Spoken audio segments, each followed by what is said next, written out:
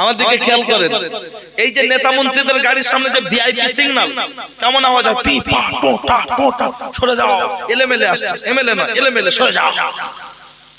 ভোটের আগে পাড়ায় কেমন করে আসে, এরকম কাকা কাকা দিও, যেন মনে হয় আমার ছোট ভাই ছেলে, এমন করে কাকা বলে। আর ভোটের পরে যখন আসে এরকম যেন মনে হয় মানুষ না জেসি। এই যে মন্ত্রীদের গাড়ির সামনে, ভিআইপি ব্যক্তিদের গাড়ির সামনে, শুধু নেতা মন্ত্রী নয়, ভিআইপি ব্যক্তি যারা, তাদের সামনে যে সিগন্যালের যে আওয়াজ, এর উৎস কোথা থেকে পেয়েছে জানেন? কোরআন শরীফের সূরা ইউসুফের তাফসীরে আছে। আমরা বললে অনেক বলে রাজনীতির গল্প করছে, না দোস্ত, রাজনীতির গল্প না, কোরআনের তাফসীরে আছে। যদি 7 বোঝো, গরুর মতো কালার বুঝো না, অন্তত 7টা বোঝো। এই যে কোন জায়গায় মার্ডার হয়ে গেলে কুকুরে না শোকানো হয়, রক্ত মাটি সংগ্রহ করা হয়, এর উৎসটা কোথা থেকে? এও কোরআন শরীফ সূরা ইউসুফের তাফসীরে এসেছে। বলবেন এসব কত কোরআন তাফসীর আছে? হ্যাঁ, আমি শুধু ধরিয়ে দিচ্ছি, ঘটনা বলার সময় নেই। যখন ইউসুফ নবীকে কুয়ায় ফেলে দেওয়া হয়, ভাইরা খুলে নিয়ে চলে কি মনে নেই জামা, ইউটিউবে এখানে বিখ্যাত কাছে শুনেছেন মনে নেই? ওই জন্যই তো টান দিয়ে না শুনাম কাটা কথা শুনে জামা। ছেলেরা এসে কি বলেছিল, আব্বা আমাদের ভাইকে বাঘে খেয়ে নিয়েছে। আব্বা বললেন আমি বিশ্বাস করি না, তোমার মিথ্যা বলছো। বলছে জানি তুমি বিশ্বাস করবে না, তাই গায়ের জামাটা নিয়ে এসেছি প্রমাণ স্বরূপ। আব্বা বললো কই দাও। জামাটা লাগানো ছিল রক্ত, বকরি ছাগলের রক্ত। আব্বার সামনে দেয়া হলো। আব্বা এমন করে নিয়ে সামনে শুকে বললে, জামাটা ইউসুফের গায়ে, ঠিকই কথা, রক্তটা ইউসুফের গায়ের নয়, এবং ইউসুফ মরেনি, যেখানেই আছে বেঁচে আছে। আল্লাহ তুমি আমার সাথে সাক্ষাৎ করিয়ে দিও, একবার বলুন সুবহানাল্লাহ। আছে করেন এরকম করে দিলে না আরো অনেক পাবেন। ঠিক আছে, যাক চলুন। দাঁড়ান আরেকটুখানি দেখে নিই, কটা কথা টুকটুক করে বলছিলাম। না না তাই বললে হায় হায় আর বলতে হবে। এখন আমার পরে আরো 3 জন, তাই আচ্ছা ঠিক আছে। সবাই নাকি তাকবীর দিলে অসুবিধা হবে? যদি নারায়ে তাকবীর, কুটুম রেগে যাবে জোরে দিলি নাকি? যে আমি খেয়ে শুয়ে আছি জোরে দিচ্ছি কেন? অন্তত এমন আওয়াজ দাও যারা খেয়ে শুয়েছে ওয়াজ শুনতে হবে না, উঠে একটু পেশাব করে শুক।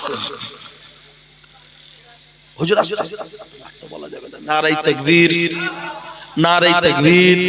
ভাইজান হুজুর কিবলা, ভাইজান হুজুর কিবলা। নারায়ে তাকবীর, আল্লাহু আকবার। আওলাদে মুজাদ্দিদুল জামান জিন্দাবাদ, আওলাদে মুজাদ্দিদুল জামান। নারায়ে তাকবীর, আল্লাহু আকবার। নারায়ে তাকবীর, আল্লাহু আকবার।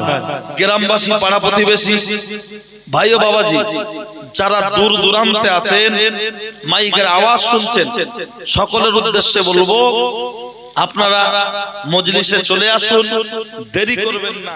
বিশেষ করে ফকিরপাড়ার জলসা কমিটির যে সমস্ত ছেলেরা আছো, তোমরা আপাতত 10-15 মিনিট তোমরা এসে বসো। তোমরা এসে বসলে মজলিসটা যখন শুরু হয়ে যাবে, তখন গ্রামের কিছু মানুষ এসে বসলে তারপর তোমরা আবার তোমাদের কাজে চলে যাবে। কিন্তু এখন শুরু করার জন্য স্টার্টিং এ তোমরা অন্তত কমিটির যুবক ছেলে যারা আছো প্রত্যেকেই মজলিসে চলে এসো। কারণ বক্তব্য শুরু করতে গেলে কিছু মানুষজন প্রয়োজন। আমরা তো চাঁদাতলা মাইক দিয়ে পাড়া ঘোরা হুজুর না, যে লোক থাকুক না থাকুক মোটামুটি এখন চলবে। তাই কমিটির ছেলেরা সব মজলিসে চলে এসে, আর স্টেজে একটা ছোট টেবিল ফ্যান ব্যবস্থা করুন, তা না হলে আমরা চাষিবাসী বাড়ির ছেলে আমাদের চলে যাবে, কিন্তু পরবর্তী বক্তা যারা আসবে তখন কিন্তু কথা বলবে। ওই পাখা দিলে আবার আওয়াজটা নেই কিনা মাইক হলে আরেক টেনশন, বুঝলে? যেন ছোট পাখা হলে আর কোনো চাপ থাকবে না, বুঝলে? যেটা টেবিল ফ্যান হয়, তা না হলে ইউটিউবারদেরও কষ্ট, মাইক হলে আরো কষ্ট, একটা আলাদা বাজে আওয়াজ ওঠে। তাই বললাম যদি সম্ভব হয় দেখো, না হলে চলবে ইনশাআল্লাহ। আমি আবারও বলছি, কমিটির যুবক ছেলে যারা আছো, একটাও কেউ রাস্তার দিকে এখন থেকো না। অন্তত 10-15 মিনিট 20 মিনিট তোমরা এসে মজলিসে বসো। তারপরে পাড়ার মানুষজন এসে বসলে তোমরা তোমাদের কাজে ব্যস্ত হয়ে যাবে, উঠে চলে যাবে, অসুবিধা নেই। আপাতত তোমরা মজলিসটাকে একটু রানিং করার জন্য তোমরা এসে বসে পড়ো। নাহমাদুহু ওয়া নুসাল্লি আলা রাসূলিহিল কারীম, আম্মা বা'দ। ফাকাদ ক্বালা আল্লাহু তাআলা ফি কালামিহিল মাজিদ ওয়া ফিল ফুরকানিহিল হামিদ। ইন্নাল্লাহা ওয়া মালাইকাতাহু ইউসাল্লুনা আলান নবী ইয়া আইয়ুহাল্লাযীনা আমানু সাল্লু আলাইহি ওয়া সাল্লিমু তাসলিমা। দুরুদ আল্লাহুম্মা সাল্লি আলা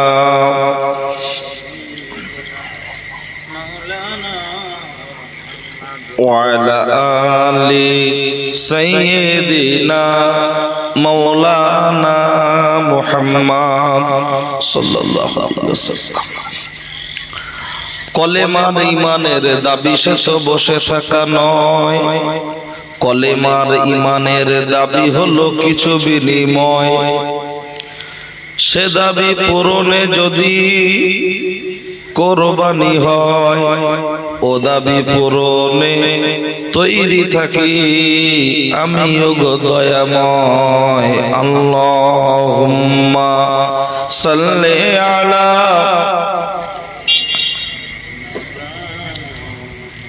ওয়া আলা আলি সাইয়্যিদিনা মাওলানা মুহাম্মদ সাল্লাল্লাহু আলাইহি ওয়াসাল্লাম। আলহামদুলিল্লাহ আল্লাযী আনআমা আলাইনা ওয়া হাদানা ইলা দীনিল ইসলাম। উপস্থিত আজকের জলসা সুনামধন্য মহামান্য সুযোগ্য সভাপতি সাহেব, আপনাদের মসজিদের সুযোগ্য ইমাম সাহেব হুজুর, ইস্তেহারে লিখিত অলিখিত সকল ওলামা হযরতগণ, বিশেষ করে ফুরফুরা দরবার শরীফ থেকে আগত ভাইজান হুজুর কিবলা, আমার সামনে উপস্থিত এতদা অঞ্চলের এই সুদূরাই গ্রামের এপাড়া ওপাড়া থেকে আগত নামাজি পরেজগার আল্লাহওয়ালা মুরব্বী বাবাজিরা, সমবয়সী নওজোয়ান তরুণ বন্ধুরা, স্নেহের ছোট্ট ছোট্ট মাসুম বাচ্চারা, পর্দার অন্তর আড়ালে ওয়াজ শোনার নিয়ত করে বসে থাকা পর্দানশীল আল্লাহওয়ালা মা ও বোনেরা, আল্লাহ পাক রব্বুল আলামিনের দরবারে অসংখ্য শুকরিয়া। আমি যে সময় মাইকে মুখ দিয়েছি, এই সময় একদল মানুষ আছে রাস্তায়, আরেক দল মানুষ আছে শয়তানি ধান্দায়। কেউ আছে গাড়িতে, আবার কেউ আছে বাড়িতে, কেউ আছে বাড়ির খাটে, কেউ আছে শাকসার পুকুর হাটে। আমরা কিছু মানুষ বসেছি আজকের জলসার মাঠে। আমার আল্লাহ আমাদেরকে ওই সমস্ত মানুষদের মধ্যে হতে বাছাই করে ছাঁটাই করে সুস্থ শরীরে জীবিত অবস্থায় এই অস্থায়ী বেহেশতের বাগানে কিছু সময় বসার মতো তৌফিক দান করেছেন। এর জন্য শুকরিয়া স্বরূপ বলি আলহামদুলিল্লাহ। তারপরে পরে যে ব্যক্তিকে লক্ষ্য করে সৃষ্টি জগতের শুভ সূচনা, ওই ব্যক্তিটাকে বলা যেতে পারে সৃষ্টি জগতের সভাপতি, মক্কার জ্যোতি, মা আমিনার বাতি, মরুদুল আলাম, নবী মুহাম্মদ রাসূলুল্লাহর প্রতি অসংখ্য দরুদ